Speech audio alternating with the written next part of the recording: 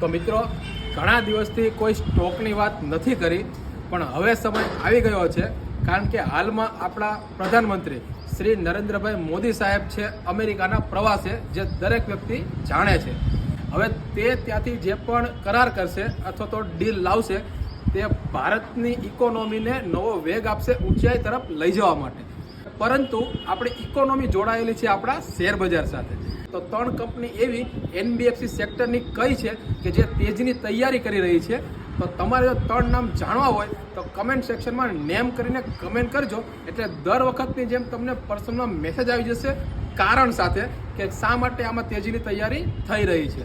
અને બીજું કે ટેલિગ્રામ ચેનલમાં સાંજે 7:30 વાગે પોસ્ટ કરવાનો છું, તો ટેલિગ્રામ ચેનલમાં જો ના જોડાયા હોય તો જોડાઈ દેજો, અને જો પેજ પર પહેલી વખત આવ્યા હોય તો પેજને ફોલો કરી દેજો, આ રીલને મિત્રો સાથે શેર કરી દેજો અને લાઈક કરી દેજો. બાકી મળીએ કાલે કંઈક નવા કન્ટેન્ટ સાથે. ત્યાં સુધી બધાને જય શ્રી કૃષ્ણ અને જય સિયારામ.